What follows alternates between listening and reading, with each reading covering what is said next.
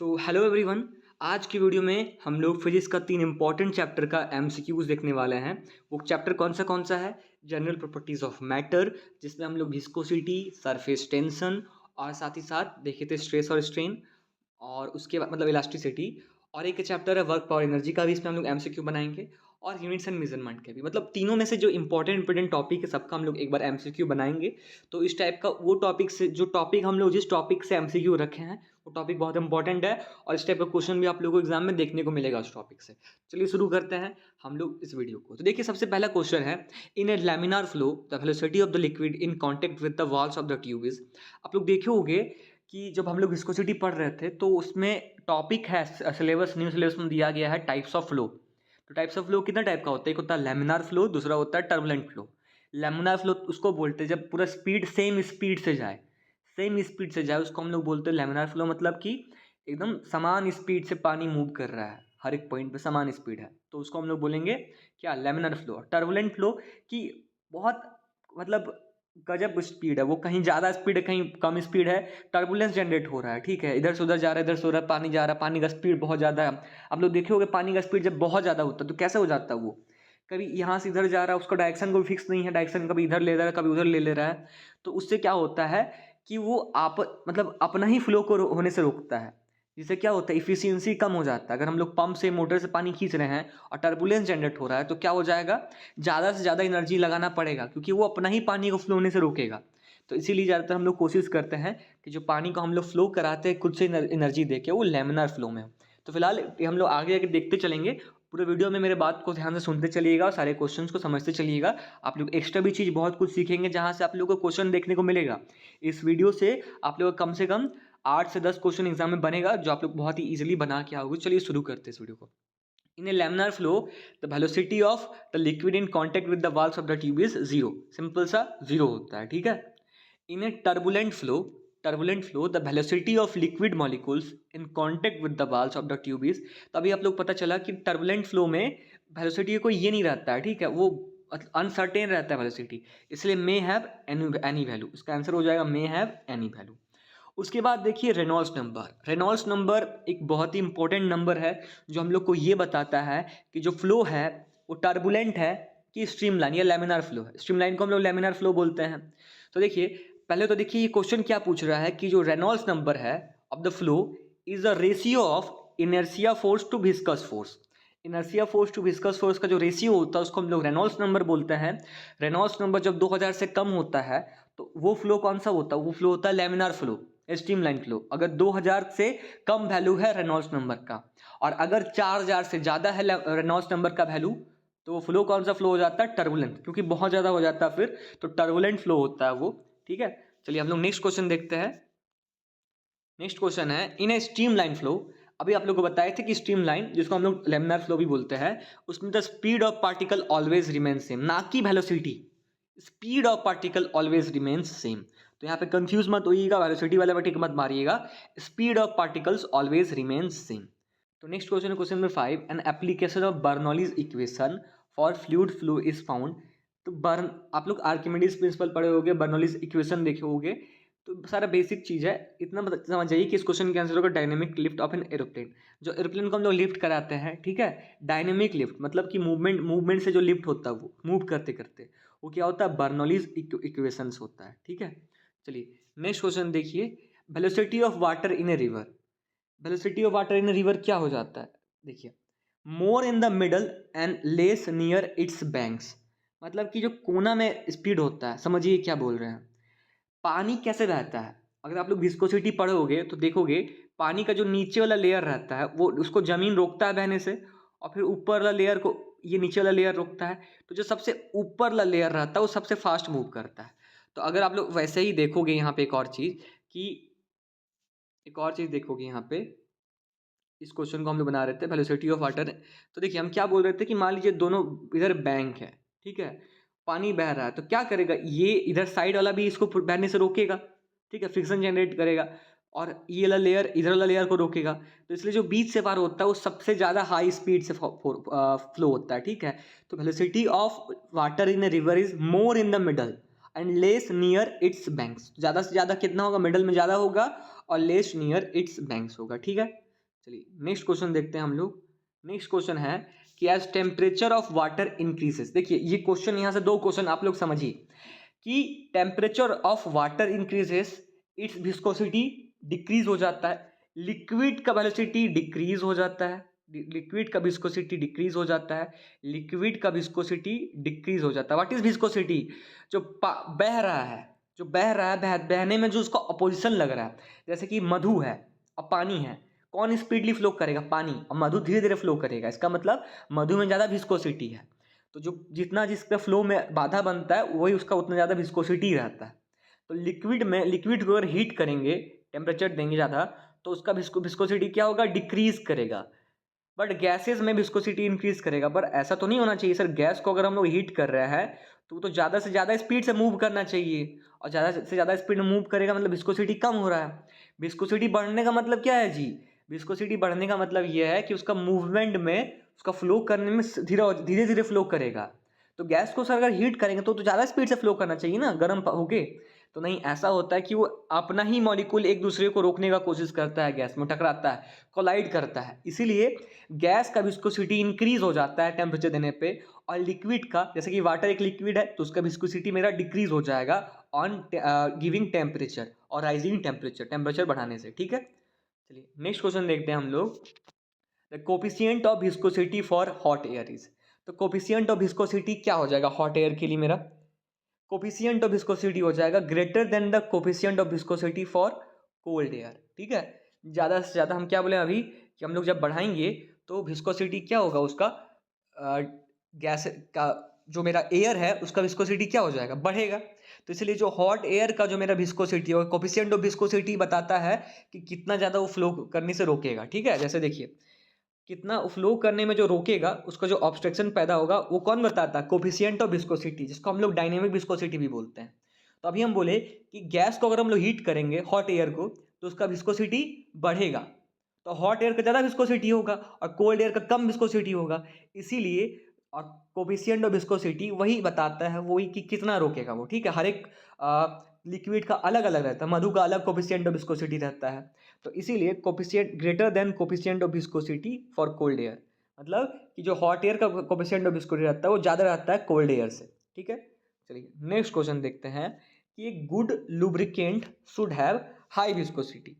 ये जानिएगा कि जो हम लोग लुब्रिकेंट यूज़ करते हैं, चैप्टर केमिस्ट्री में भी एक इंपॉर्टेंट क्वेश्चन बन सकता है इसमें, कि जो मेरा अच्छा लुब्रिकेंट होता है वो किसको बोलेंगे हम लोग?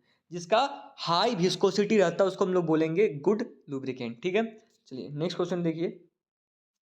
ये क्वेश्चन क्या बोल रहा है कि water is flowing in a pipe of diameter 4 centimetre with a velocity of 3 metre per second, और the water then enters into a tube of diameter 2 centimetre, the velocity in the other pipe is. तो क्या हो जाएगा? देखिए यहाँ पे आप लोग इसको ऐसे बना सकते हो कि वेलोसिटी v1 d1 है, मान लीजिए यहाँ पे, is equal to v2 d2।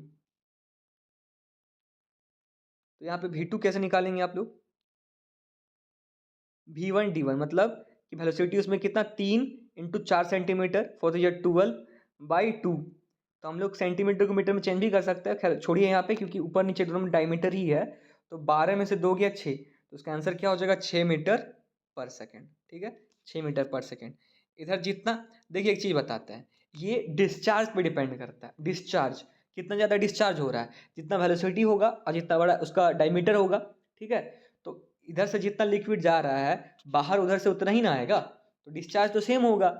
तो इसीलिए v1 into D one is equal to v2 into D two. Diameter पे डिपेंड करेगा, वेलोसिटी पे डिपेंड करेगा, जितना बड़ा उसका मुंह होगा ज़्यादा से ज़्यादा पानी आएगा। ठीक है, तो v2 मेरा क्या हो गया? 6 मीटर पर सेकेंड। हम सेंटीमीटर को मीटर में क्यों चेंज नहीं किए? क्योंकि ऊपर में भी सेंटीमीटर, नीचे में भी सेंटीमीटर, अगर हम लोग मीटर में चेंज भी करेंगे तो वही कट जाएगा, पूरा उतना ही आ जाएगा। ठीक है, चलिए नेक्स्ट क्वेश्चन देखिए।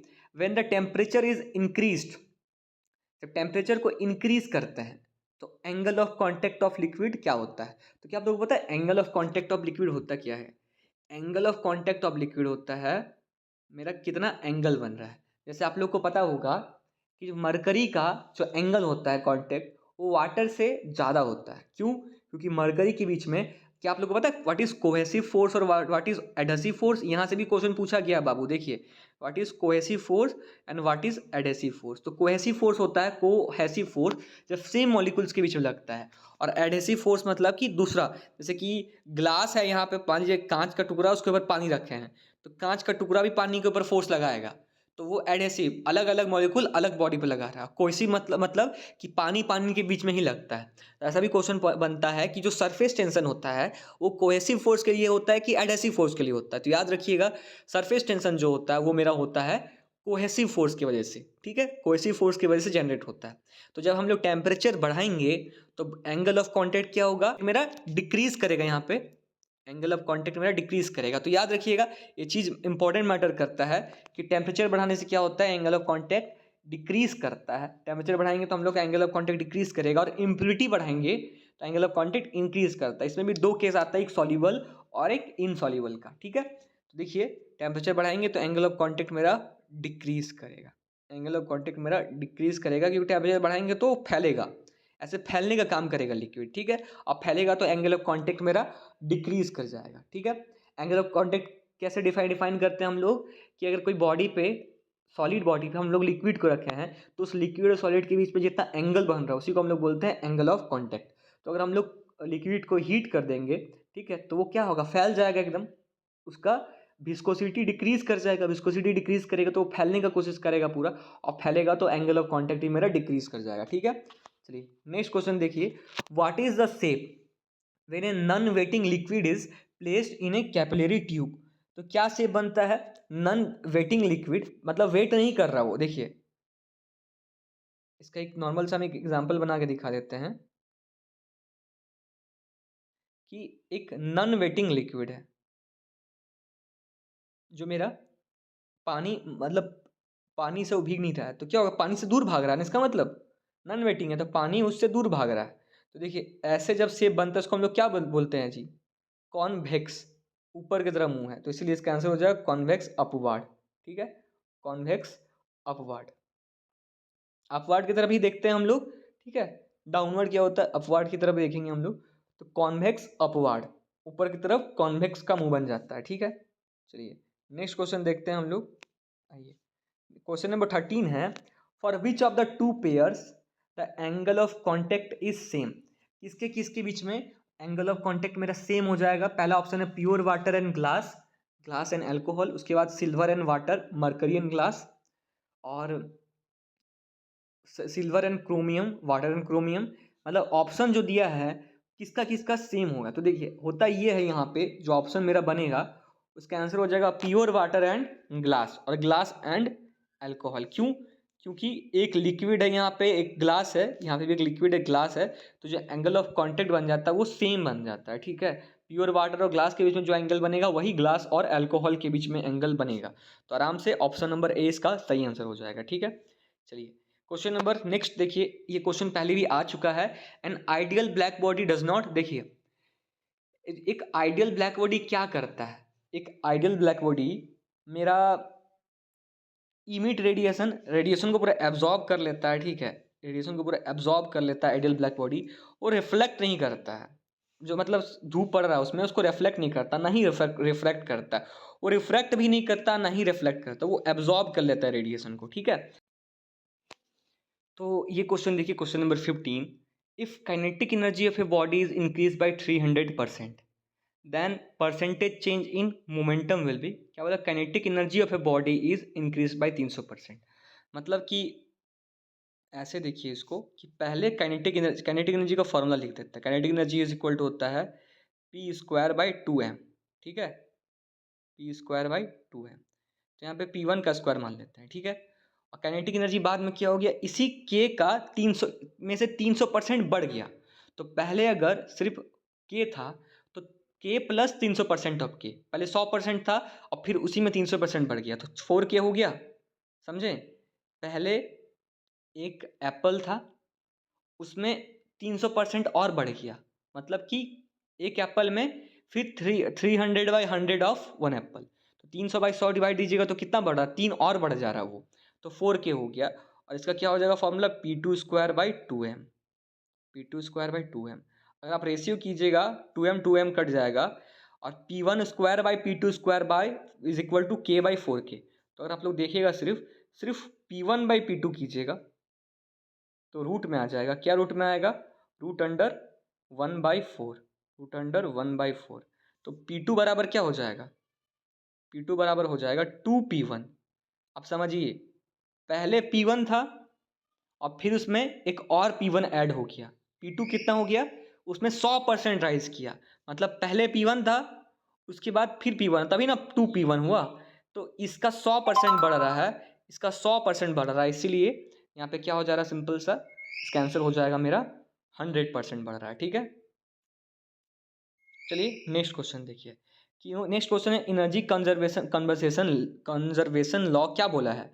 कि नदर energy can be produced nor can be destroy. Energy को ना can be destroyed but can not be, नहीं, एनर्जी ना प्रोड्यूस किया जा सकता ना डिस्ट्रॉय किया जा सकता है। एनर्जी एक सोर्स ऑफ ये होता है मेरा, और सोर्स ऑफ एनर्जी क्या है? Energy work is a source of energy. ठीक है, energy is the capacity of doing work, और एनर्जी कहीं है तो वो रहेगा, वो कभी ख़त्म नहीं हो सकता, ना प्रोड्यूस किया जा सकता। ठीक है, वो change one from another form change किया जा सकता है। ठीक है, चलिए नेक्स्ट क्वेश्चन देखिए अब आप लोग। नेक्स्ट क्वेश्चन है क्वेश्चन नंबर 17। और क्वेश्चन नंबर 17 क्या बोल रहा है? Kinetic energy of a body of mass 2 kg and momentum कितना है? 2 न्यूटन। देखिए काइनेटिक एनर्जी कैसे निकालते हैं? मोमेंटम का फॉर्मूला क्या होता है? P²/2m। P मतलब मोमेंटम, मोमेंटम 2 न्यूटन सेकेंड दिया तो 2 का स्क्वायर 4/2m, 2 इंटू 2 2m, मतलब 2 इंटू मास है 4 तो फिर 4, तो क्या हो जाएगा? काइनेटिक एनर्जी 1 जूल ही होगा। ठीक है, समझ में आ गया सबको? पी दिया गया था, मोमेंटम दिया गया था, तो P², 2 का स्क्वायर 4 और नीचे 2m, 2 होता है इंटू m होता है, तो m मेरा 2 दिया गया है, तो 2 इंटू 2 4/4 कट गया पूरा, इसलिए इसका आंसर हो गया 1 जूल। चलिए नेक्स्ट क्वेश्चन देखिए, question number 18। The kinetic energy of a body is 4 times it's momentum. Kinetic energy of a body क्या है? 4 टाइम्स इट्स मोमेंटम। तो इट्स का वेलोसिटी क्या होगा? तो काइनेटिक एनर्जी बराबर क्या है? 4 टाइम इट्स मोमेंटम। ठीक है, और kinetic energy is equal to 4 times is momentum, और काइनेटिक एनर्जी का फॉर्मूला होता है P²/2m is equal to 4 times is momentum. तो यहाँ पे P कट गया, देखिए स्क्वायर स्क्वायर, तो कितना आ गया? P का मोमेंटम का फॉर्मूला क्या होता है? Mass into velocity. मोमेंटम का फॉर्मूला होता है मेरा मास इंटू वेलोसिटी, और नीचे भी 2m है, तो m कट जाएगा, बचेगा क्या? 2, तो 2 इधर जाके मल्टीप्लाई हो जाएगा, इसीलिए इसका आंसर हो जाएगा 8। समझ में आया सबको? 2 इधर जाके मल्टीप्लाई हो जाएगा, इसलिए इसका आंसर क्या हो जाएगा मेरा? 8। सबको समझ में आया? नहीं आया तो एक बार देख लीजिए आप लोग, फिर से हम रिपीट कर दे रहे हैं। ठीक है, जिनको जिनको नहीं आया समझ में। देखिए काइनेटिक एनर्जी बराबर क्या बोला? 4 टाइम्स मोमेंटम। अब काइनेटिक एनर्जी का फॉर्मूला क्या होता है? P²/2m। ठीक है, और इधर 4p है, 4 टाइम्स इसका मोमेंटम है, तो ये P² को काट देगा। P का फॉर्मूला क्या होता है सर? मास इंटू वेलोसिटी, और नीचे 2m है, देखिए ये m कट गया, v बराबर क्या आ जाएगा? 2, इससे जाके मल्टीप्लाई हो जाएगा 4 से, तो 8 मीटर पर सेकंड हो जाएगा इसका आंसर। ठीक है, चलिए नेक्स्ट क्वेश्चन देखिए। नेक्स्ट क्वेश्चन, क्वेश्चन नंबर 18 हो गया मेरा, 8 मीटर पर सेकंड हो गया, अभी हम लोग बना लिए इसको। देखिए अब नेक्स्ट क्वेश्चन देखिए, question number 19। The kinetic energy of a body becomes 4 times it's initial value, तो द न्यू लीनियर मोमेंटम क्या हो जाएगा? तो देखिए क्या बोला? Kinetic energy of a body is K2 क्या हो जाएगा? 4 टाइम्स K1 हो जा रहा है। ठीक है, K2 मेरा हो जा रहा है 4 टाइम्स K1, तो हम लोग को क्या निकालना है? The new linear momentum P निकालना है। तो इसमें क्या हो जाएगा? P2²/2m is equal to P1²/4P1²/2m। तो P2 देखिए 2m कट गया, तो P2 बराबर क्या हो जाएगा? अगर बोथ साइड हम लोग रूट ले लें तो 4 का 2 P1 हो जाएगा, P2 बराबर 2 टाइम्स P1 हो जाएगा, तो ट्वाइस द इनिशियल वैल्यू। ठीक है, जो मेरा न्यू लीनियर मोमेंटम बनेगा वो ट्वाइस द इनिशियल वैल्यू। चलिए अब आगे देखते हैं नेक्स्ट क्वेश्चन, क्वेश्चन नंबर 20 देखिए क्या हो जाएगा? 20, a body of mass 2 kg falls from a height. Mass दिया गया है, हाइट दिया गया, पोटेंशियल एनर्जी आराम से निकालेंगे ना जी आप लोग, mgh होता है, तो बताइए क्या हो जाएगा, आप लोग चैट में मतलब सॉरी कमेंट सेक्शन में लिखिएगा। मास है मेरा 2, हाइट है मेरा 20, 20×40 और 40 मान लीजिए जी 10, जी ज़्यादातर 10 ही रहता है, तभी यहाँ पे 400 हो रहा है, तो 400 जूल, ठीक है। मास मेरा दिया रहेगा, जी मेरा acceleration due to gravity, H मेरा हाइट है, तो हम लोग आराम से पोटेंशियल एनर्जी निकाल सकते हैं पी, क्योंकि अभी आप लोग बताएं सर पी सिर्फ हम लोग मोमेंटम, लीनियर मोमेंटम को हम लोग पी से रिप्रेजेंट करते हैं। चलिए नेक्स्ट क्वेश्चन देखिए कि the work done against gravity in taking 10 kg mass at 1 metre height in 1 second.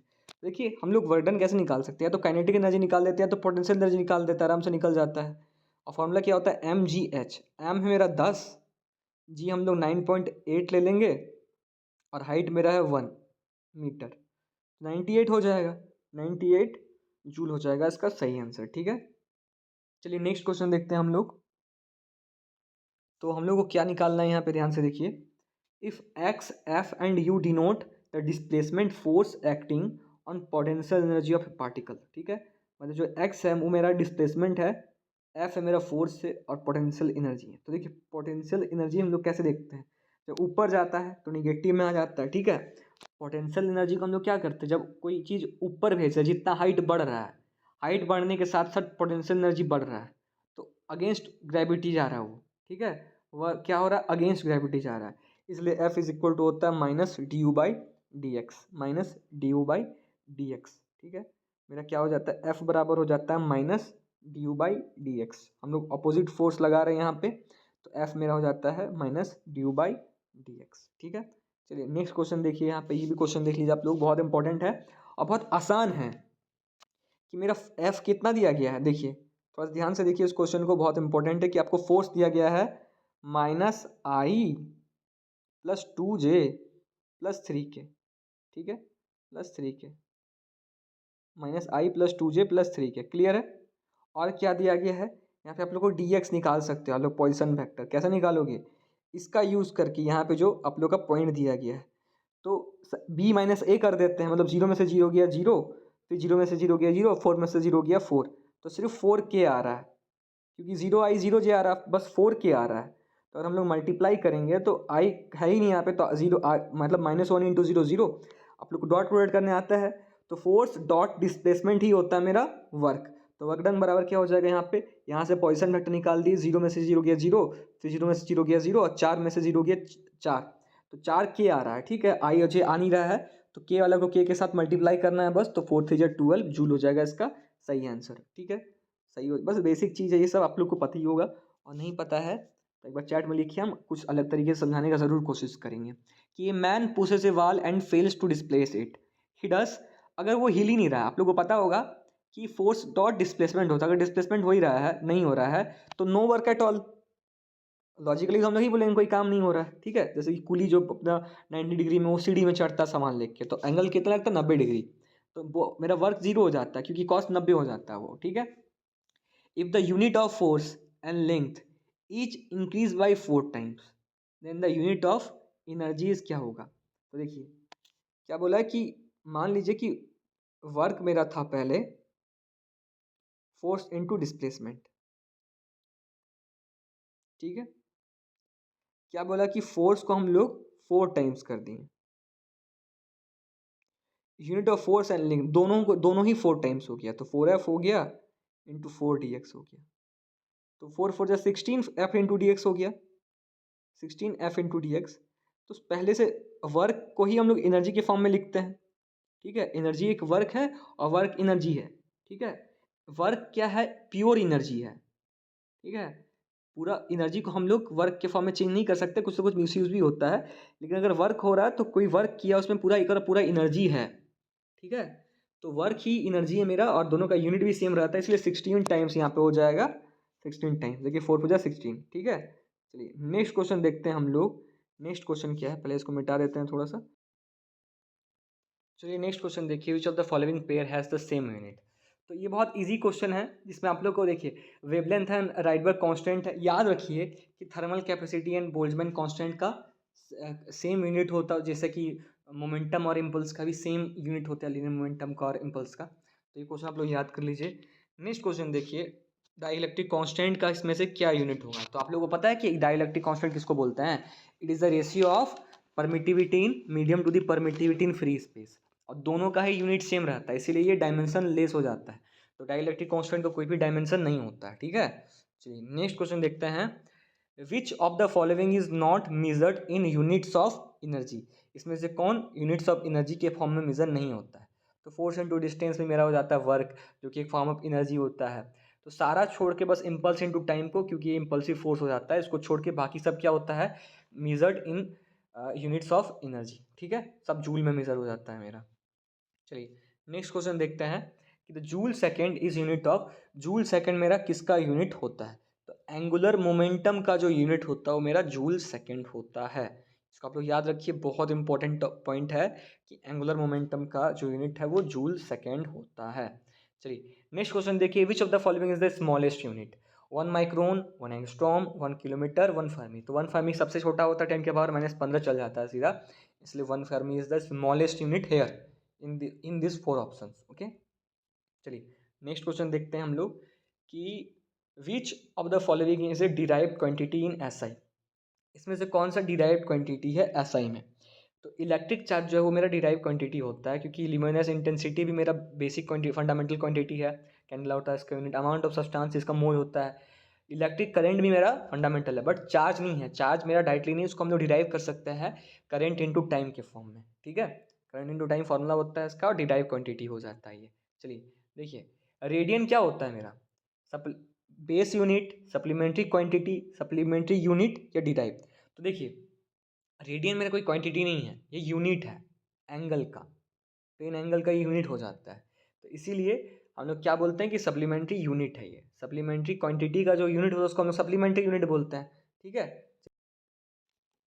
चलिए तो नेक्स्ट क्वेश्चन देखते हैं हम लोग कि the pressure of 10⁵ metre metre metre square is equivalent to, देखिए हम लोग इसको सीजीएस में चेंज करना है ना, तो कैसे सीजीएस में चेंज करेंगे वो देखिए कि एक न्यूटन को अगर आप लोग डाइन में चेंज कीजिएगा ना, तो 10⁵ डाइन होता है, 1 newton is equal to 10⁵ dyne. और मीटर स्क्वायर को सेंटीमीटर में चेंज कीजिएगा तो 10⁴ नीचे डिवाइड हो जाएगा, तो कटेगा 10, एक ऊपर बचेगा तो 10⁶ डाइन पर सेंटीमीटर स्क्वायर हो जाएगा इसका आंसर, ठीक है। इस तरीके से क्वेश्चन आ सकता है इस बार, बहुत इंपॉर्टेंट है ऐसा क्वेश्चन भी। Light year is the unit of distance, light year किसका यूनिट है? मेरा डिस्टेंस का यूनिट है, ठीक है। चलिए नेक्स्ट क्वेश्चन देखते हैं कि the density of would in CGS system is, density of would दिया सीजीएस सिस्टम में कितना? 0.5 ग्राम पर सीएम क्यूब। तो इसका हम लोग को ऐसा यूनिट निकालना है, तो ऐसा यूनिट कैसे निकालेंगे देखिए, केजी पर मीटर क्यूब में चेंज करके। केजी पर मीटर क्यूब में कैसे चेंज करेंगे वो देखिए, 0.5 है, ग्राम को हम लोग किलोग्राम में कैसे चेंज करेंगे? 10⁻³ मल्टीप्लाई करके। और सेंटीमीटर को जब मीटर क्यूब में चेंज करेंगे तो क्या करेंगे? 10⁻⁻6 मल्टीप्लाई हो जाएगा। तो देखिए ऊपर जाके क्या बन गया ये, -3 + 6, तो 10⁻³ बन गया। और जब देंगे तो यहाँ 0.5 में एक हटा और 2 जीरो लग गया, तो 500 लग गया इसमें। तो क्या हो जाएगा इसका आंसर? 500 केजी पर मीटर क्यूब इसका आंसर हो जाएगा, ठीक है। चलिए इसको पहले थोड़ा सा मिटा लेते हैं। अब नेक्स्ट क्वेश्चन देखिए, question number 36, the S I unit of universal gravitational constant, ऐसा unit of universal gravitational constant क्या हो जाएगा? तो आप लोग इजीली निकाल सकते हो, F इज इक्वल टू होता है G m1m2/r²। तो G का क्या हो जाएगा? न्यूटन मीटर स्क्वायर पर kg square, newton metre square पर केजी स्क्वायर इसका यूनिट हो जाएगा, ठीक है। फिजिकल क्वांटिटी ऑफ स्ट्रेन, आप लोग को पता होगा strain has no unit, strain has no unit, strain is a dimensionless quantity, change in length to the original length, तो ऊपर में भी सेम है नीचे में भी सेम है। पार्सेक किसका यूनिट होता है? सर पार्सेक डिस्टेंस का यूनिट होता है, कोई दिक्कत नहीं है सर, पार्सेक मेरा डिस्टेंस का यूनिट होता है, बहुत बेसिक चीज़ है। आगे देखते हैं नेक्स्ट क्वेश्चन देखिए, तो यूनिट ऑफ सरफेस टेंशन में भी expresses, unit of surface tension क्या होता है? यूनिट ऑफ सरफेस टेंशन मेरा यहाँ पे हो जाता है जूल में दिया गया है। देखिए ऐसे तो न्यूटन पर मीटर होना चाहिए, ठीक है, फोर्स पर लेंथ, पर यहाँ पे जूल दिया गया है, तो क्या हो जाएगा हम बताते हैं। देखिए फोर्स बाय मीटर होता है, अगर हम लोग एक dx ऊपर मल्टीप्लाई करते हैं तो एक dx नीचे ही मल्टीप्लाई होगा। देखिए फोर्स इंटू dx वर्क हो गया जूल, और नीचे 2 मीटर तो मीटर स्क्वायर, तो इसको हम लोग चेंज किए हैं जूल पर मीटर स्क्वायर में, ऐसे तो न्यूटन पर मीटर होता है।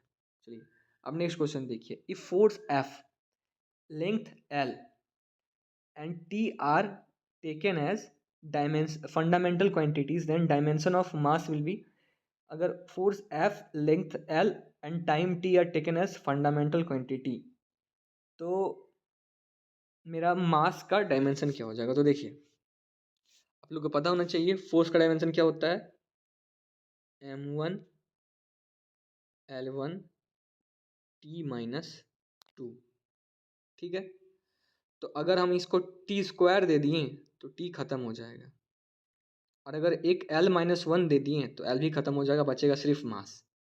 तो f के साथ अगर हम टी स्क्वायर और l माइनस वन मल्टीप्लाई कर दे तो l खत्म हो जाएगा, टी भी खत्म हो जाएगा, इसलिए ऑप्शन नंबर ए सही हो जाएगा, f l minus one T two. ठीक है, चलिए चलिए देखते हैं हम लोग नेक्स्ट क्वेश्चन, कि Planck constant has the same dimension as. Planck constant का डायमेंशन किसके बराबर हो जाएगा? Force into distance into time. इसका जो डायमेंशन निकलेगा प्लैंक कांस्टेंट का भी वही डायमेंशन निकलेगा। और प्लैंक कांस्टेंट का वैल्यू कितना हो जाता है? 6.63 इंटू 10⁻⁻34। बिल्कुल सही। चलिए आगे देखते हैं next question, error in the measurement of radius of A sphere is. क्या दिया है? डेल आर बाई आर दिया गया है। ठीक है, एरर इन मेजरमेंट कितना? 2%।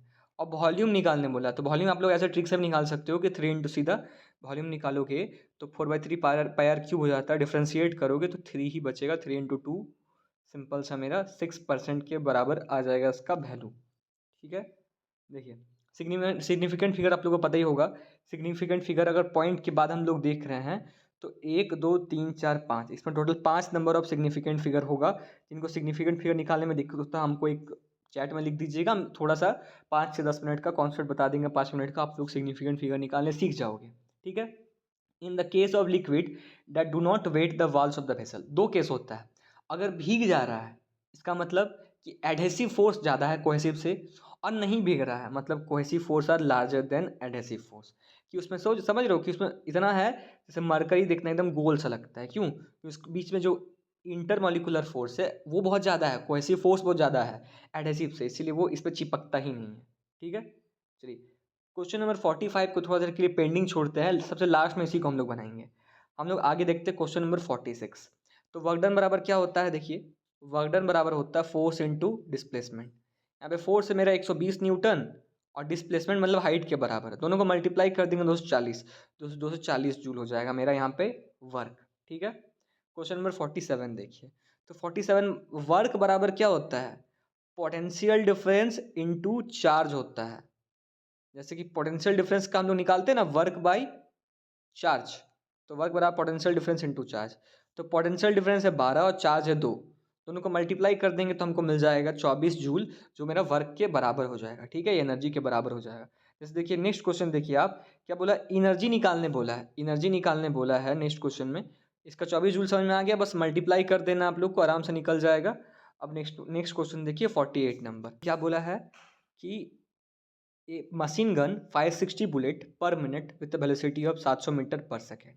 ठीक है, तो कैसे निकालिएगा आप लोग वो देखिए। तो सिंपल सा है, देखिए यहाँ पे पहले तो आप लोग काइनेटिक एनर्जी निकाल सकते हो। काइनेटिक एनर्जी कैसे निकालोगे आप लोग? Half M V square. Half mass है मेरा 50 ग्राम, उसको आप लोग चेंज करोगे किस में? केजी में, तो 1000 से डिवाइड दोगे तो 0.5 के करीब आएगा, 0.05 के करीब। ठीक है, 1000 से डिवाइड दोगे तो, और इंटू 700 का स्क्वायर, 700 का स्क्वायर हो जाएगा।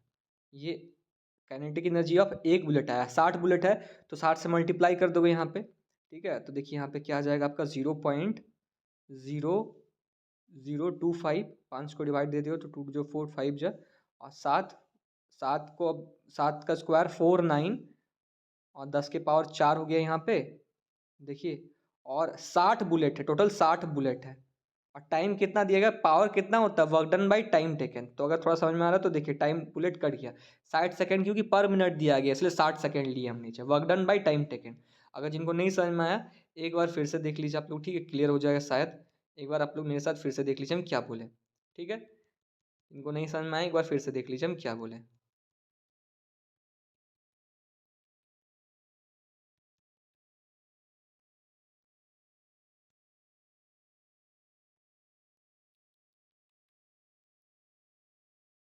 देखिए एक बार हम लोग फिर से चलते हैं वहाँ पे और एक बार देख लेते हैं फिर से क्वेश्चन को। आप लोग मेरे साथ फिर से देखिए। काइनेटिक एनर्जी आराम से निकाल सकते हैं ना जी। कैसे? Half M B square, half mass को हम लोग 50 ग्राम में उसको चेंज कर लेंगे, 0.05 हो गया यहाँ पे, और इंटू 700 का स्क्वायर एम बी स्क्वायर। ये एक बुलेट का है तो 60 बुलेट का क्या करेंगे, 60 से मल्टीप्लाई कर देंगे इसको, और 60 बुलेट का है और टोटल टाइम कितना दिया पर मिनट, मतलब 60 सेकेंड। तो कट जाएगा, इसको जो कैलकुलेट करके आएगा वही हो जाएगा आंसर। तो आप लोग देख लीजिएगा सबका 12250 जूल आना चाहिए कट कुट के, ठीक है। आराम से कट जाएगा। बस क्या किया, हम मास को चेंज कर दिए ग्राम से केजी में और 700 का स्क्वायर कर दिया, आराम से काट दीजिएगा, उतना आप लोग का आंसर आ जाएगा। सिमिलरली लास्ट क्वेश्चन देख लीजिए, रिकॉल वेलोसिटी का क्वेश्चन है। Find the recoil velocity of gun. कैसे निकालते हैं ये चीज़ एक बार देख लीजिए। रिकॉइल वेलोसिटी कैसे निकालते हैं कि मास, फॉर्मूला क्या होता है, जो मास ऑफ गन है इनटू वेलोसिटी ऑफ गन, ये बराबर क्या हो जाता है, mass of bullet into velocity of bullet, ठीक है। तो आप लोग को तीन चीज़ दिया रहता है, कोई एक चीज़ मिसिंग रहता है। यहाँ पे क्या निकालने बोला है, mass of sorry velocity of gun निकालने बोला है, मतलब VG निकालने बोला है। तो आराम से हो जाएगा। मास ऑफ बुलेट कितना है, मास ऑफ बुलेट है मेरा 50 ग्राम, तो 0.05 हो गया यहाँ पे, ठीक है। आप फिर इनटू वेलोसिटी 200 और नीचे मास ऑफ गन नीचे डिवाइड हो जाएगा आराम से। तो कितना हो गया देखिए यहाँ पे, इधर इसमें आ जाएगा सिर्फ मेरा 5 2 जा 0 0 दीजिएगा तो यहाँ पे आ जाएगा 5 2 जा 10 और बाई 5। और देखिए वेलोसिटी ऑफ गन हमेशा उल्टा डायरेक्शन में लगता है, इसलिए निगेटिव है, इसलिए -2 मीटर/सेकेंड, ठीक है। वेलोसिटी ऑफ गन हमेशा उल्टा डायरेक्शन में जाता है, निगेटिव में, इसीलिए -2 मीटर/सेकेंड। चलिए अब हम लोग का एक क्वेश्चन छूट गया था जिसको हम लोग देख लेते हैं। आइए, ये कैपिलरी वाला क्वेश्चन, इसको हम लोग कॉपी में बना के देख लेते हैं ताकि आप लोग को बहुत इजीली समझ में आ जाए। चलिए तो एक बार आप लोग क्वेश्चन देख लीजिए। Capillary tube of diameter 2 millimetre. अब निकालने क्या वाला, डिटरमाइन द सरफेस टेंस। चलिए इसको हम लोग बना लेते हैं।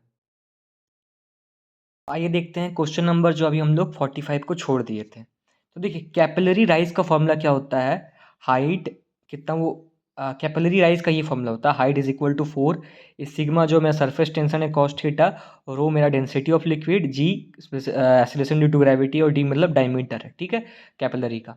तो यहाँ से हम सरफेस टेंशन का जो फॉर्मूला निकालेंगे क्या हो जाएगा, H into rho into G into D by 4 cos theta. Height मेरा 15 मिलीमीटर दिया था, हम उसको मीटर में चेंज कर दिए, 0.015 हो गया, 0.015। स्पेसिफिक ग्रेविटी मतलब कि डेंसिटी इंटू ग्रेविटी होता है, ठीक है। तो वो भी कितना है, 0.5। डायमीटर में 2 मिलीमीटर दिया था, उसको हम लोग मीटर में चेंज कर लिए, 0.002 हो गया। नीचे में 4 cos 15 degree, sorry cos 25 degree. तो देखिए इसमें कॉस 25 डिग्री है, लेकिन ज़्यादा चांस है किसी किसी में 0 डिग्री दे देगा। तो मान लीजिए 0 डिग्री दे देता तो क्या होता, सिंपल से cos 0 1 हो जाता, आप लोगों को डिवाइड करना था। इस केस में कॉस मेरा 25 डिग्री था, इसलिए इसका आंसर समथिंग 0.006 या 0.06 समथिंग आ जाएगा। बट कॉस 25 का वैल्यू हम लोग को निकालने नहीं आता है, हम लोग ऐसे बिना मतलब अंदाजे तो निकाल नहीं सकते हैं। तो आप लोगों को ऐसा वैल्यू देगा जो वैल्यू आप लोगों को आता हो, ठीक है, जैसे 0 डिग्री, ठीक है, या 45 डिग्री, ऐसा वैल्यू आप लोग को मिला रहेगा क्वेश्चन में जिसका वैल्यू आप लोग को आता रहे। इसलिए इस क्वेश्चन को आप लोग ध्यान से देख लीजिए, ये सिलेबस में भी है और बहुत ही इंपॉर्टेंट क्वेश्चन है। तो आप लोग खुद से कैलकुलेट करके बताइए कि इसका आंसर क्या होगा, 0.05 इंटू 0.8 इंटू 0.002, और कौन सा ऑप्शन इसमें से सही होगा आप लोग चैट में ज़रूर लिखिए। तब तक के लिए सभी को थैंक यू, और जो भी आप लोग जो इंपॉर्टेंट है उसको आप लोग चैट में लिखिए। अब आप लोग के लिए जल्दी से जल्दी और भी क्वेश्चंस लेते आएंगे।